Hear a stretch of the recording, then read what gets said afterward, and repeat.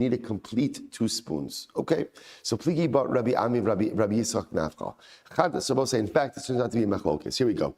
Chad amar machlokes b'levona b'ayma mincha. One says that the machlokes about how much levona you need left over is only with the levona that comes with the mincha. Aval belevona haba bifnei atzma, but when you're bringing, let's say, your own carbon of levona. Again, I will say, remember we saw in Rashi yesterday. A person could be misnadim. A person could pledge, I'm bringing a carbon of levona. How much levona do you have to bring? You bring a kimitza of levona. Divrei akol kometz betchila, the kometz besof. Everyone agrees. You need a kemitza in the beginning, and you need the full measure of the kemitza the entire time. The Chad Amar ki machlokes bezu, kach machlokes bezu. And about the other opinion says no, it's machlokes in all the cases. It's in other words, the same machlokes that applies ultimately by carbon mincha is the same machlokes even if you actually bring a standalone carbon of levona. Okay, so we'll say, so it's an interesting, very interesting halacha. Fine. So what turns out over here is we are still left with our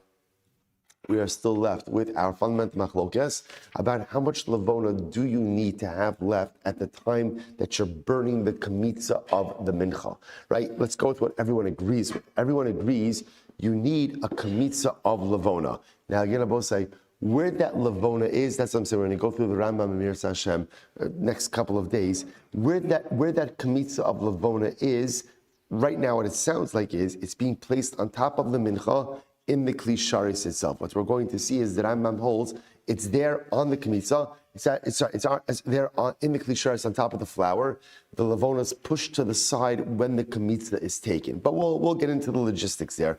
But suffice it to say, for our purposes, the fundamental machlokes is everyone agrees that you require a Kemitza of levona when the process starts. How much of the levona must be left by the time you burn the Kemitza? 3-way machlokes. Opinion A, the whole amount. Opinion B, 2 pieces of levona. Opinion C, even 1 piece of levona. Okay, incredible. Says Marachisa levona sapsula. So remember again, the Mishnah said if the amount of levona you have left is deficient, your mincha is pasul. So I'll say, so here's what's interesting. If you remember the Mishnah, right? The Mishnah said 2 things. The Mishnah said if you have too much oil or too little oil, the carbon is invalid. Yet when it comes to levona, all the Mishnah said was if you have too little levona, the carbon is invalid. The Mishnah doesn't say if you have too much levona, which is interesting. The Gemara picks up on this. Ha yasir kshera. So that sounds like if there's too much levona, ultimately again the carbon is going to be kosher. That Tanya, but we learned yasir psula. We learned that halacha l'maaseh if you have too much levona inside of your carbon is pasul. So why doesn't the Mishnah say that? What's the case? The case is where you set aside 2 kemitzos. So literally, in other words, what's the case where it says if you put aside too much levona, the carbon is pasul? That's literally where you doubled the measure. You put aside 2, Rashi says, or shefish l'shnei kemitzos psula the yoser midai riba. That's too much. So listen to this, Rabbi saying. So Rabbi Achama expounds on this. So here's this interesting distinction. So apparently, adding in a little extra levona would not invalidate the carbon. Doubling up the measure of the levona would invalidate the carbon. Interesting. So said as follows. So listen to this. If you went ahead and you set aside 2 kemitzos of levona, which obviously is not good, right? That would pass. But if you set aside two kemitzos, the Gemara says,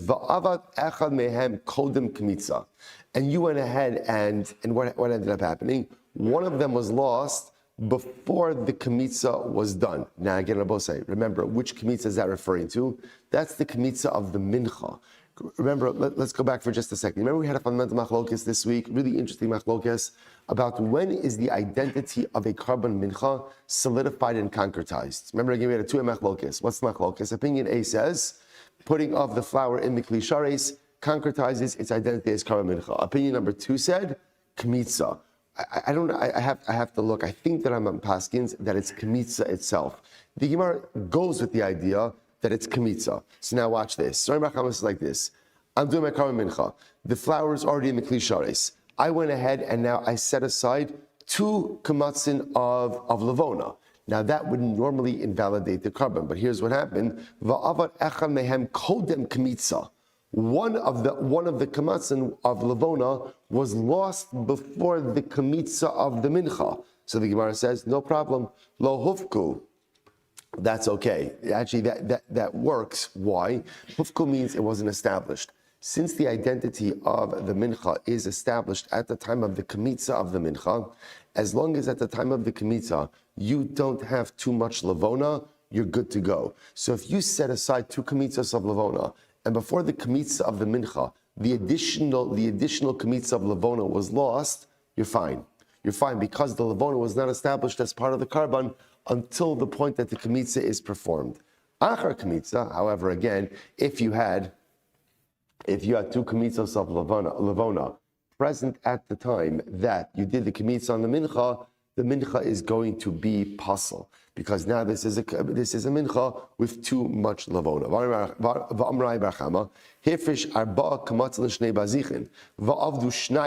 So we'll say, watch this, a parallel case. Lechem apanim. Right, so now I have lechem apanim. So we'll say, remember again, how much Levona for lechem apanim? Two spoonfuls. Each spoon is a kamitza. So therefore, there are 2 kamitzos for lechem apanim. In this case, what did you do? You doubled the measure. Instead of having 2 kamitzos for lechem hapanim, you set aside 4 kamitzos for lechem hapanim. Okay, so what's the halacha? Va'avdu shnayim mehem kodem siluk bazichin lo hufku. So we'll say, now what happens if then 2 of the spoons were lost? Right? So 2 of the spoons were lost. So the Gemara says, if they were lost, ultimately again, before the spoons were slated, before the spoons themselves were removed, then ultimately again, the lechem apanim is going to be kosher. And the bazichin could be offered. La'achar siluk, however, again, if the 2 additional spoons were not removed until after the first 2 were removed, hukvu, then ultimately again they have been established as part of the carbon, and ultimately again they will undermine the effectiveness of the carbon. So essentially what Rabbi Chama is saying like this, a very intuitive idea, which is, although we just established that additional amounts of Levona will go ahead and invalidate the carbon. The additional Levona only invalidates the carbon when? If they are present at the time that the identity of the carbon is concretized.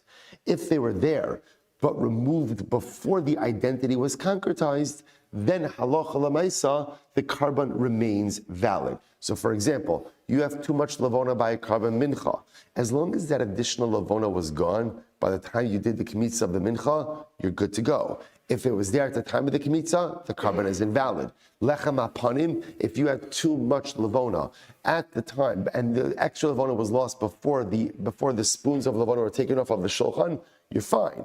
If they were there at the time that the spoons were removed from the shulchan, the carbon is invalid. To which leads the Gemara to ask, I don't understand. Hasulam, it's the same case. It's the same case. You're saying the same thing by mincha and by lechem apanim. Why both cases? It's interesting. The Gemara says, it's the same case. Ma'od detema, kevan de barir kometz didei. Because I would have thought maybe lechem apanim is different. What's unique about lechem apanim? In a typical case of mincha, they both say the kometz of the mincha is not objectively identifiable, right? When you look at that flour in the klisharis, you can't identify where the kometz is. But however, by lechem apanim, you can identify the kometz. What's the kometz in lechem apanim? Again, it's sitting in a spoon on top of the shulchan. It's an identified kmitza. So the Gemara says, "Kevan de barer kometz didei." I would have thought like this: since the kometz of lechem apanim is readily identifiable, kevan she'egia zmana laporka kiman de parke damya. I would have thought that therefore, we mentioned this before, I would have thought that since it's readily identifiable, we view it as removed as soon as the time for potential removal comes. So for example, as I mentioned before, normally we would remove the bazichin from the shulchan after the musaf on Shabbos. I would have thought that as soon as that time arrives, the spoons are viewed as if they have been removed, and therefore halacha l'maisa, if there are additional spoons there, it would be invalidated. Kamash Mulan, the Gemara says, it's not considered to be removed until when? Until it's actually removed. Okay, so fascinating insight by Rami Bar Chama. And Abba say this is the way that Rambam Paskins also. So interestingly enough, halacha l'maisa, additional levona will only pose a problem if it is present at the time that the identity of the carbon is concretized. For a mincha, that's at the time of kmitza. For lechem aponim, that's at the time that the actual spoons of levona are removed from the top of the shulchan to be offered up on the mizbeach. I will say it's also a fascinating idea, just a tremendous hashkafa. You would think to yourself in general with these things, why would additional levona invalidate the carbon? Right? It's additional carbonic material. Because I will say, sometimes more is less. Sometimes more is less. Sometimes, again, and this is such an important yesod in general, we always assume that doing more is always good. That's not necessarily the truth, right? And you can apply this to so many different areas in life. One shouldn't always be looking for chumras in every single area, right? There's enough chumras, there's enough stringencies that are built into Yiddishkeit. We do not need to shop for more, right? But it's more. Okay, sometimes more actually invalidates the process. Even in our own ruchnius, we'll say, if you think about it, a lot of times one of the most frustrating things in our spiritual development is what happens. Sometimes we'll say, you ever like get on fire about your Yiddishkeit and you feel like a kid in a candy store and you want to take on this and you want to take on that. And I'm going to do, Mishnah Yomi and Amud Yomi and Daf Yomi and Kabbalah Yomi and Hispodidus Yomi and Rabbi Nachman Yomi, right? And I'm going to start everything. And then what happens? It's like you're reading through a laundry list of stuff. You retain nothing. And okay, I'm checking a box. Sometimes the greatest thing in Ruchnias is take it slow. Lubavitch Rebbe brings down, he says, Yaakov Avinu has his dream, right? His first dream is about a ladder. I mentioned this before. Malachei Elokim olim v'yardim bo. And the Rebbe says, why is Yaakov Avinu's first dream about a ladder? Why not like a staircase? He says, because a ladder, stairs, you could take more than one at a time. A ladder is only one rung at a time. And that's the way Ruchnius works. Slow and steady. Sometimes it's frustrating because there's like a lot of other things I want to do. And there's this very fine line between slow and steady and pushing myself to do more. Again, there is this tension.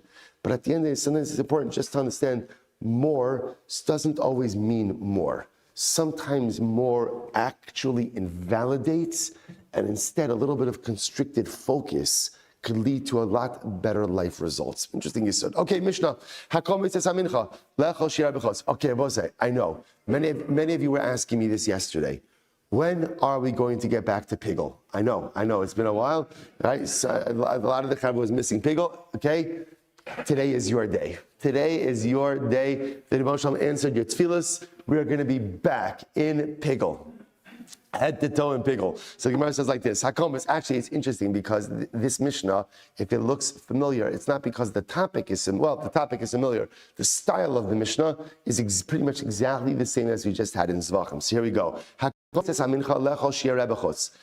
does the kmitza on the mincha, and when he does the kmitza, he has in mind to eat the shirayim. Remember again, quick review. Mincha, carbon mincha, you take the kmitza, you burn the kmitza. The rest of it is called shirayim, leftovers. You eat that. You, the owner. Only exception to that is when, if a Kohen brings his own mincha, he does not eat the shirayim, and chavite Kohen Gadol, which is the mincha offering of the Kohen Gadol, does not get consumed as well. But stam mincha, right, that you and I would bring, the Kohen offers up the kmitza, eat the rest.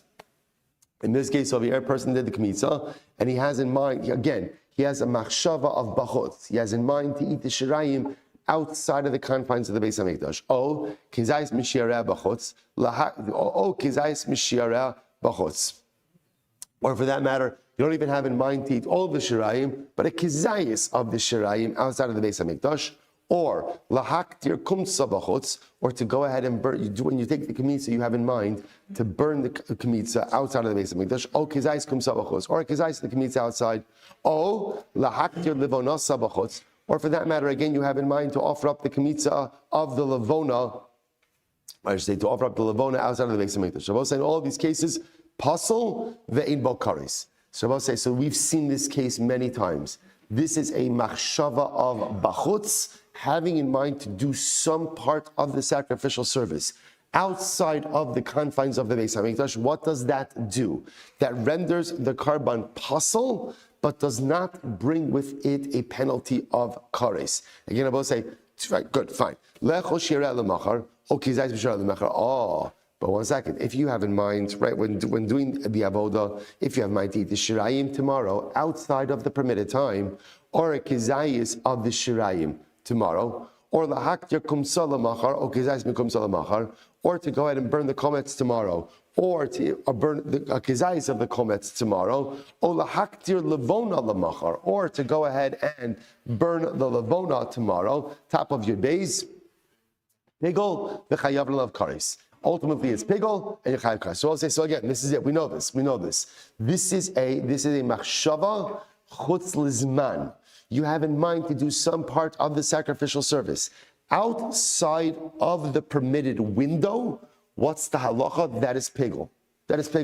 Pigol carries with it a penalty of kares. So pasal and kares. Chutz lim komo, outside of the permitted time. Ultimately, pasal, no kares. Chutz lizmano, outside of the permitted time. Chutz lim komo, outside of the permitted place. Pasal, no kares. Chutz lizmano, pasal, kares. That's called pigol. Okay. Zaklal, this is the rule. Kala comments, no simply. So we'll say, now the Mishnah just goes through all the different avodos over here. If you take the kmitza, or you put it in the kli, or hamolech, or you bring it to the mizbeach, or hamaktir, you burn the ketoras. Le'echol davar shadarko le'echol, ulahaktir davar shadarko lahaktir. And you have in mind to go ahead and eat something that is normally consumed, burn something that is normally burned, chutz lim komo. And if during any of these avodos, you had in mind to do something outside of the permitted area, pasal ve'im bo kares. It's pasal, but there's no kares. Chutz lizmano, but if you did any part of the sacrificial service and you had in mind either to eat something that's supposed to be eaten, burn something that's supposed to be burnt outside of the permitted time, pigol v'chayav l'lav kares. It's pigol and you chayav kares. Ubilvad sheyakriv hamatir kimitzvaso. So Rabbi, remember again back to our zvachim days. This is fascinating. The only time something becomes pigol is when? Is if you offer up the matir. Remember, Rabbi say, what's the matir? The matir is the service which essentially creates effectiveness in the carbon. So, for example, in a typical animal carbon, what's the matir?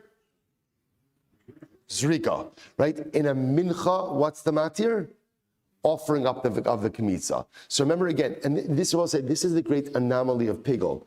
Something only becomes pigol, essentially, if the service is properly completed. If the service is not completed, the carbon might be possible, right? But lamaisa, it's not pigol. That's the interesting halacha. Look at Rashi for just a moment. It's like if you go to the right of the Gemara about, 8 lines in. You actually have to finish up the carbon procedurally as if it was kasher. In other words, there can't be anything else invalidating in the carbon except for pigel itself. Aval im yesh sham psul acher sulo pagil ve'im bo kares. However, if there is some type of invalidating issue that is present in this carbon, then it doesn't become pigel. So I'll say there's 2 things over here that really Rashi is saying. Number one, in order for a carbon to become pigel, fascinatingly enough, you have to make it to the carbonic finish line and actually offer up the matir in the right way, even though it's invalid. Furthermore, there can't be any other invalidation in the carbon other than pigel. If there's some other layer of invalidation, the carbon will be pasul, but it can't become pigel. Exactly what we saw in Zvachim. So Gemara gives an example. Okay, it's the carbon mitzvah. So give me an example.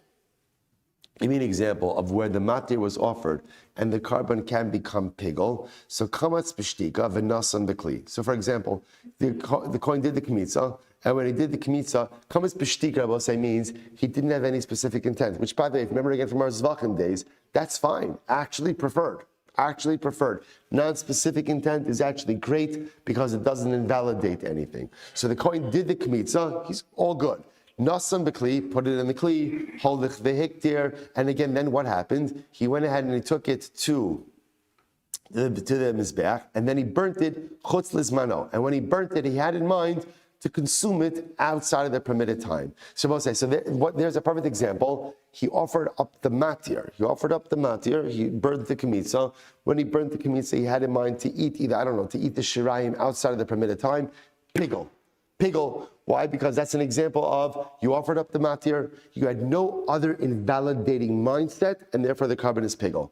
O shekamatz chutz lizmano, or for example, when he did the kmitza, he had in mind that he was going to burn the kmitza outside of the permitted time. Then nasan bekli, he put it in the kli, holich vehiktir b'shtika. Then he went to the mizbeach and he offered it up without any other intent. So again, I will say another example, pigel. Why? Because he had the invalidating intent of chutz lizmano at the time of the kmitza, right? And then he offered up the kmitza. So these are just all examples of how the carbon becomes pigel. So two things are happening over here. Number one, you're offering up the matir, i.e. the komets. Number two, there's no other invalidating machshava alongside your machshava's pigel. O shekamatz v'nasan b'kli, or you did kmitzi, you put in the kli, v'holich v'hektir chutz lizmano, and you went ahead and you took it and you offered it up chutz lizmano. Zeu shakarav hamatir kimitzvaso. This is an example of where the matir was offered up appropriately. Again, I will say, I know it sounds strange. In order for the carbon to become pigel, the carbon actually has to be procedurally correct. If the matir wasn't offered up, the carbon can't become pigel. Now again, if the carbon doesn't become pigel, then what is it?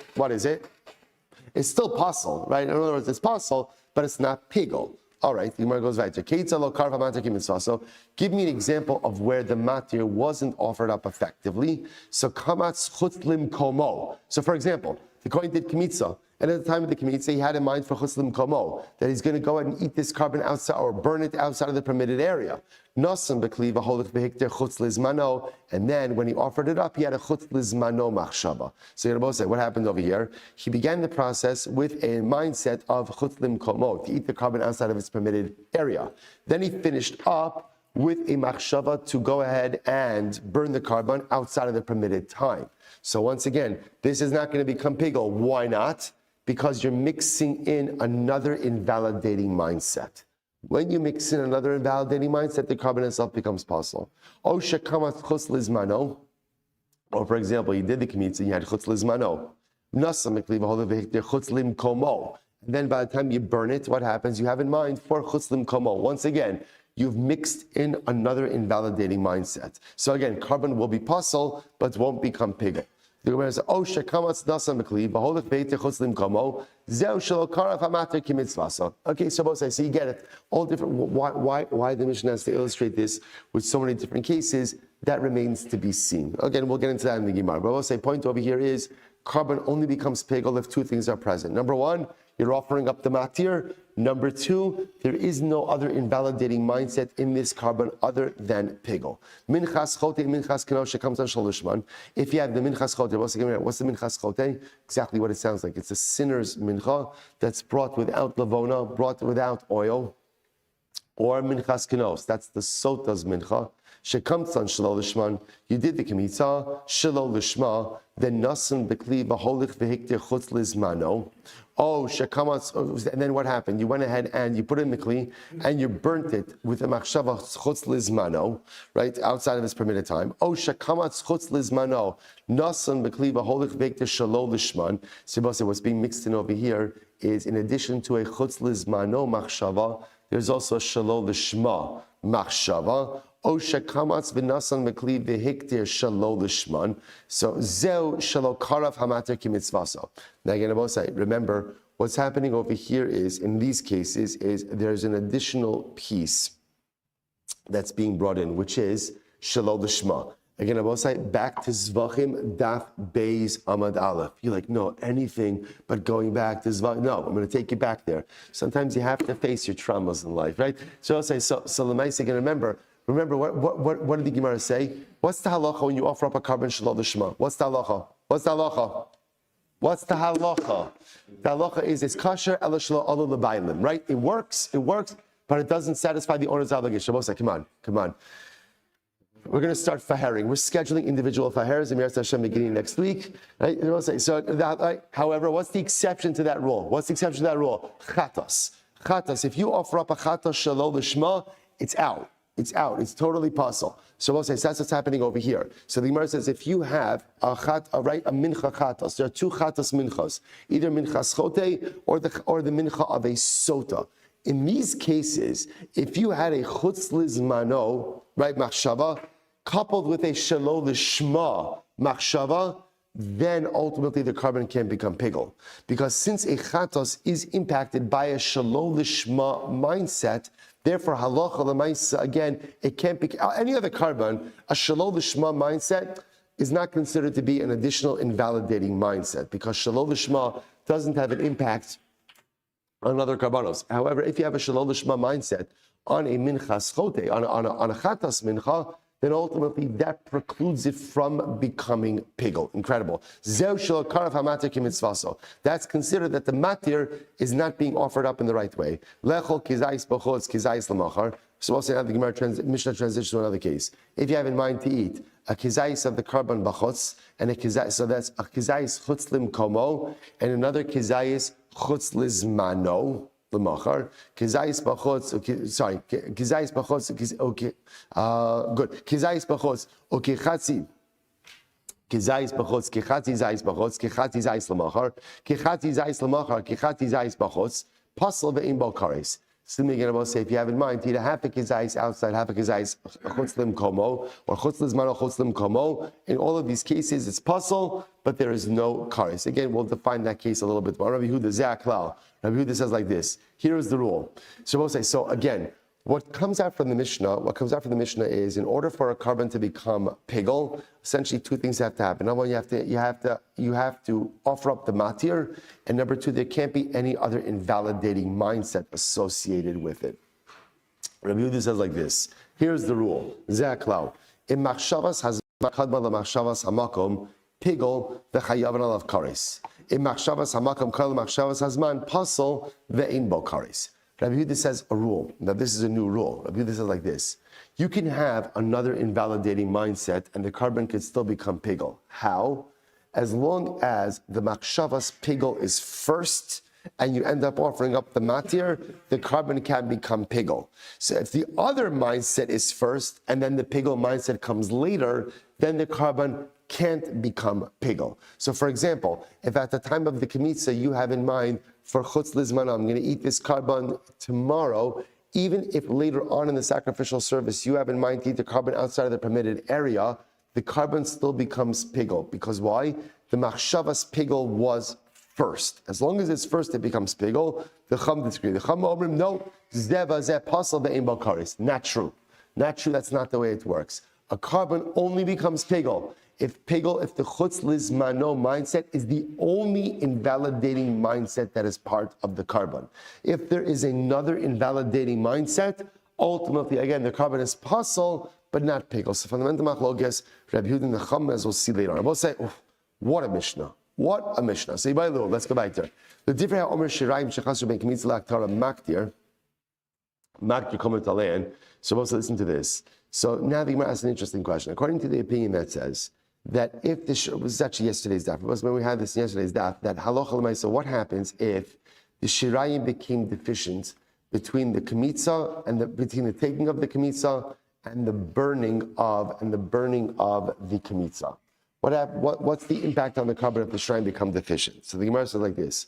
According to the opinion that says that if the shrine becomes deficient between the taking of the kemitza and the burning of the kemitza, right, that ultimately, again, maktir kometz aleihen, that you could still offer up the kemitza, right? That even if the shrine becomes deficient, you could still offer up the kemitza. The kaimalon da'osan shirayim asurim ba'achila. Now remember, we said that according to the opinion that holds that halacha l'maisa, if the shirayim become deficient between the taking of the kemitza and the burning of the kemitza, you could still offer up the kemitza, but you can't eat the shirayim. According to that opinion, will the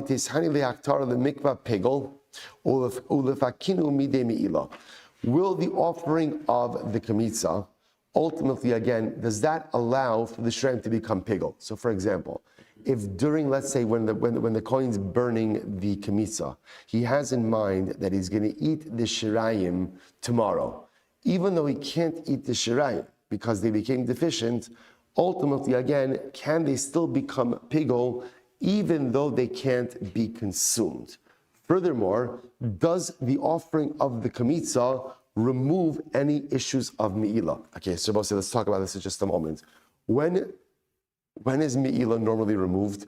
Me'ilah is removed when something becomes permitted for use. So in a typical case of Karban Mincha, when is a Karban Mincha no longer subject to Me'ilah? The moment you burn the Kmitza. Because what happens after you burn the Kmitza? The Shirayim are permitted for consumption. At that point, then, they're no longer subject to Me'ilah. So the Gemara is asking a very interesting question here, which is, according to the opinion that says that even if the Shirayim become deficient between the taking of the Kmitza and the burning of the Kmitza, that you can still burn that Kmitza, but you can't eat the Shirayim. If the Kohen were to have a machshavas pigel when he was burning the Kmitza, does that make the Shirayim pigel, even though the Shirayim cannot be consumed? Furthermore, even though the Shirayim cannot be consumed, does the offering up of the Kmitza allow Me'ilah, the prohibition of Me'ilah, to be removed from the Shirayim? It's a fascinating question. To which the Gemara says, Amar Ravuna, Afid Rabbi Kiva Amar Zrika Mo'eles Liyotze. So Ravuna says like this, even according to Rabbi Akiva, who holds that Zrika works for Yotze, right? That again, that Allah Lamaisa, which means that Rabbi say that means that if you have a carbon that was taken outside of the confines of the Beis Hamikdash, so ultimately, again, obviously that is possible. But Rabbi Akiva ultimately holds that halacha lemaisa, the Zrika removes Me'ilah from it. The Zrika removes Me'ilah. So if you were to go ahead and utilize that, you would not be chayiv for an asham Me'ilah. So even according to Rabbi Akiva holds that Zrika removes Me'ilah for carbonic matter which was removed from the confines of the Beis Hamikdash. That's only by Yotze, because ultimately, again, the carbon itself is still fully in existence. Upasal machmas davar acheru. The invalidation is because it was taken outside. Aval chisaron, but again, if the shirayim are deficient, the psula de gufehu, that is an inherent disqualification, ultimately, again, in the carbon itself. Lo mahani lehaktara. Then perhaps, ultimately, again, the haktara, the offering of the komets, does not remove the Me'ilah prohibition. Normally, Rav says, I could say adrab, I could say just the opposite. I feel that Rabbi Lazar, Tamar ein zrika ma'alas liyotze, even Rabbi Lazar, who holds that in general, if you have carbonic matter that was taken outside of the confines of the Beis Hamikdash, zrika is not going to work to remove Me'ilah from that part of the carbon. Hani mili yotze deleise bifnim. That's only yotze. Why? Because it's not inside the Beis Hamikdash. Aval chisaron de'ise bifnim mahanya aktara. But when the shirayim become deficient, the burning of the kamitza should remove the Me'ilah prohibition. Why? Because lemaisa it's inside the Beis Hamikdash. Okay, so I'll say, so that's the machlokes. So that's our overarching shaila over here. Rav says, so Rava says, ultimately, again, now Rava is of the opinion that halacha lemaisa, in a case where the shirayim become deficient, right, according to the opinion that says you could still offer up the kamitza, right, Rava will hold that halacha lemaisa, the offering up of the kamitza, will go ahead and allow the shirayim to become pigel, if a kohen has a chutz lizman machshava, and will also remove the Me'ilah prohibition from the shirayim. That's what Rava's position is. Rava says, how do I know that? I mean, I'll understand. Rava is like this.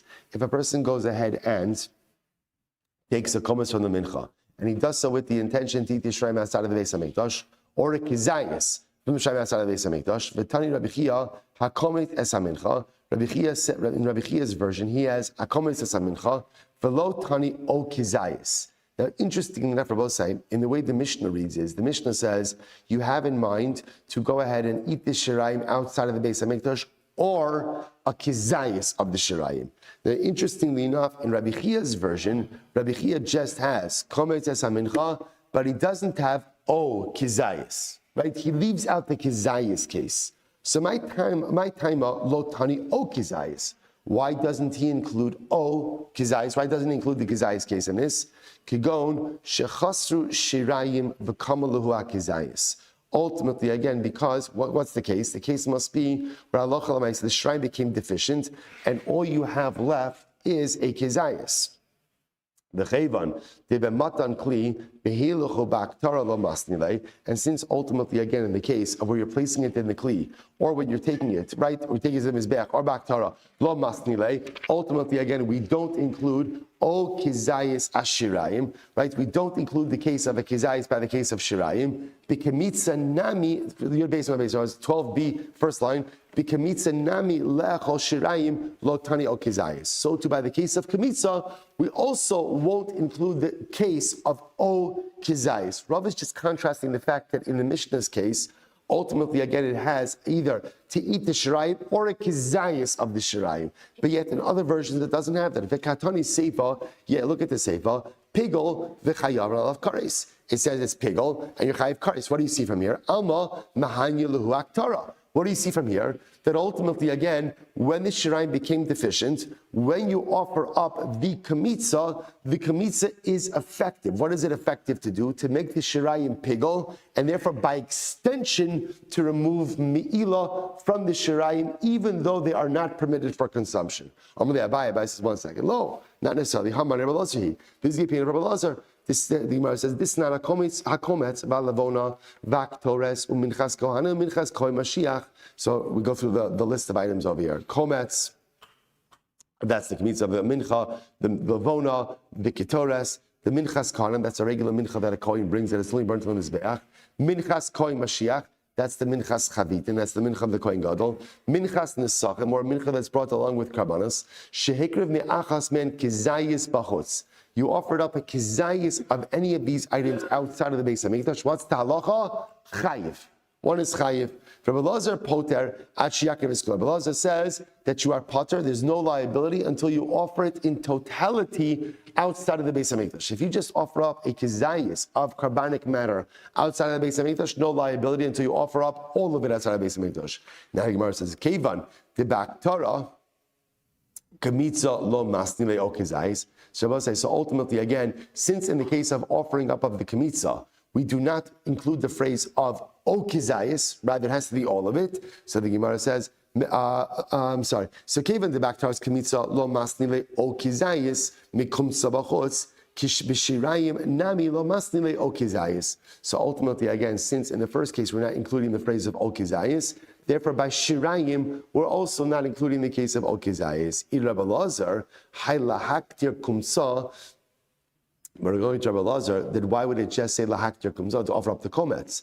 Lahaktir kumsa ulevona sami baile. It should say both to offer up the kamitza and the levona. Tisnan, because we learned hakomets b'halevona shekri ves echa mehan bachutz chayiv.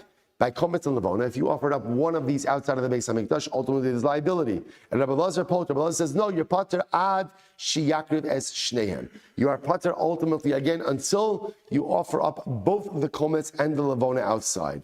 Lo nitzrucha ela minchas chote. The komets minchas chote. Oh, it must be talking about the case of minchas chote, because by minchas chote, you must remember again, there's no levona. There's no levona, fine. Ve'ich baltan lashmin and komets the minchas chote. So this whole thing is to teach me one specific case of minchas chote where there's no levona.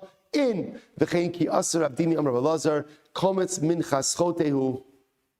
Komets the minchas chote. We're talking about the kamitza of a minchas chote, Rabbi Lazar, and it reflects the view of Rabbi Lazar. To which the Gemara will say, fine. So remember, all of this was Rava.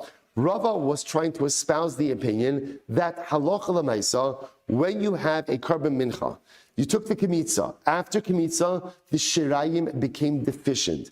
Now there's machlokes. Can you offer up the kamitza under those circumstances? Assuming we paskin, the answer is yes. If you then went ahead and offered up that kamitza, so we're asking two questions. Number one, if you had a machshava chutz lizman, would that make the shirayim pigel? And number two, if you offered up that kamitza, would it remove the me'ila prohibition? Rava wants to say the answer to both of those questions is yes. You could make the shirayim pigel with that kamitza, and that kamitza would remove the pigel prohibition. This whole discussion was how Rava supported that position. Then the Gemara says, Hada Amar Rava, Lav Milsihi da Amri. Rava says, change my mind. Rashi says, Devadai lo mahayu la'aktar l'shirayim shechasru. Rava says, no. That which I said before, ignore it. not true. In fact, halacha l'maisa, again, the offering of the kemitza in this case does ultimately does not allow for the shrine to become pigul, and ultimately again will not remove me'ilah. Rabbi changes. I will say, what a tremendous Musar Haskell. In life, it is okay to change your mind. It's okay to change your mind. Sometimes we become so entrenched in the way we live, and so entrenched in mindsets, and so entrenched in behaviors, and so entrenched in approaches, even though it is abundantly clear that the way I am operating is not working. But yet again, it's the way I've done it my whole life. This is the way I act. This is the way I talk. This is the way I behave. This is the way I react. And if it's the way I've been all of this my whole life possibly, and it's okay to change your mind. Hadar Amar Rava. I will say, if Rava could change his mind after going through this entire exhaustive process, he says, you know what, I was wrong, or maybe I wasn't wrong. Maybe what worked once upon a time doesn't work now. It's okay to evolve. It's okay to change your mind. It's okay to change your approach. Hadam Rava Lam Milsi Da'amr Disanya Kodesh Kadashim Hu. Pasuk says Kodesh Kadashim Shem Nifra Sa'achas Mehen Chalosah Kulan Ptulos. So we'll say, so remember again, this is by Lechem Aponim. What's the halacha? The halacha is if one of the loaves breaks, then ultimately, again, all of the chalas. It's actually very interesting. If one of the loaves breaks, all of the chalas are going to be invalid. The Gemara says, Ha yatzas, what do you see from here? If the loaves didn't break, but instead what happened? The loaves were taken outside of the Beis HaMikdash, then what? Hani di'iga gavai ksheros. The ones that are left inside would still be kosher. Man shamas le'damar zrika ma'alas liyosei. So who's the opinion that says that zrika ultimately works for sacrificial matter that was taken outside of the Beis HaMikdash? Rabbi Akiva. It's Rabbi Akiva. V'ka'amar nifrasa lo. And Rabbi Akiva said that halacha l'maisa, if ultimately again a loaf broke, i.e. became deficient, the rest of it is invalid. So from here you see ultimately again that when the shirayim become deficient between kamitza and haktara, ultimately the carbon is going to be invalidated. Amrli Abaye mikatani hayatzis. I don't understand. Does it actually say that it went out of the Beis HaMikdash? Dilma hanitmes. Maybe it's not talking about a case ultimately again of when it went out, but rather it's talking about a case of when it became tameh. Hanach ksheros my taima dimratza tzitz. So why would the rest be kosher? Because also remember again, you have the tzitz, and the tzitz is meratza al tuma. The tzitz, which ultimately again, remember, is the plate that the Kohen Gadol wore on his forehead. Ultimately, again, that took care of tuma. So the Gemara says, aval yotzis lo. But maybe going out of the Beis HaMikdash doesn't work. In other words, it's valid. Rabbi Lazar, he da'amar ein zrika mo'elas liyotzei. And it's Rabbi Eliezer. Rabbi Eliezer holds that zrika does not work for yotzei. To which the Gemara says, ubedinu ti'bayle l'misnei nami yotzis. It really should have included the case of going out of the Beis HaMikdash. V'hai diktani nifrasa. So why does it include a case of where the loaf broke? Kamash malan da'afilu nifrasa di'isei bifnim lo mahanye le'aktara. I would have thought that where the loaf broke, again, it should be valid. Why? Because lemaisa, the whole loaf is present. It's all inside of the Beis HaMikdash. Aval Rabbi Akiva, but Rabbi Akiva ultimately again who holds that halacha lemaisa, zrika works even to affect some type of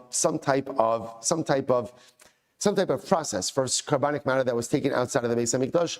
I might have thought that halacha l'maisa Torah works. Mahayile Torah would work. I would have thought that according to Rabbi Akiva. Okay, so we'll say, I apologize, moving fast, but let's just bring this together. So what comes out over here? So halacha l'maisa, what really comes out over here? Now remember, we still have our pre-existing machlokes. What's our pre-existing machlokes? If you have shirayim that became deficient after the kamitza was taken, but before the kamitza was offered, can you offer up that kamitza? That is a machlokes. This whole discussion is according to the opinion that says you can, halacha l'maisa, if you offered up that kamitza, number one, does the offering up of that kamitza remove the me'ilah status from the remaining shirayim? That's question one. And question two, if you had a machshav of chutz lizmano, does that make the shirayim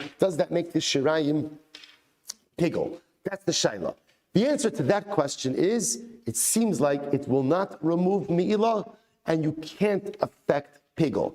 That's fine in that side. But for us, we still have the open machlokes, halacha l'maisa, can you offer up a kometz ultimately again once the Shraim have become deficient or not, that machlokes is still an open machlokes for us, and that requires resolution. Rabbi say, tremendous, excellent. Run shkoyach. Rabbi say, just 30 seconds. 30 seconds. I missed out on the window for the parsha because I clearly mistimed the stop, but just very quickly. Kamagi the Medrash says something so beautiful at the opening part of the parsha. The parsha says, "Vayomer Hashem," right? Vaydar Hashem Moshe, Bo el Paro. Bo el Paro. Hashem says to Moshe, ultimately, now Bo means literally come to Paro. Now, ultimately, says the Magi the Medrash, it's the wrong lashon. What should it have said? What should it have said? Lech al Paro. Go to Paro. What do you mean, Bo el Paro? The Magi the Medrash is saying something so beautiful, so simple yet so profound. Bo means come with me to Paro. Moshe Rabbeinu was profoundly unsure of himself for a variety of reasons. Number one, because he didn't believe in himself. And number two, because he felt profoundly unequipped to accomplish this sacred task. The Ribbon Shalom said, a Yid never has to feel unequipped to accomplish a task. Why? Because every single step we take in life, we take with HaKadosh Baruch Hu. We never take one step alone. The Maggid Mezrich essentially said, HaKadosh Baruch Hu was saying to Moshe, Bo'i mi al Paro. Come with me. Come with me. You're not doing this alone. We'll do this together. And I will say, what a profound musar for us. There are so many times in life where we find ourselves at the threshold of incredible life opportunity. But then we feel so overwhelmed. We feel so under-equipped. Just understand that if there's something meaningful to be done in life, you never do it alone. HaKadosh Baruch Hu always whispers in our ear, Bo'i mi, come with me, walk with me, accomplish with me. No, you're never walking alone. You're walking alongside me, and together, there's no telling what we can accomplish. Good Shabbos, everyone. What a week. All right, Chevron Zoom, have a great week. Good Shabbos, everyone. Good Erev Shabbos.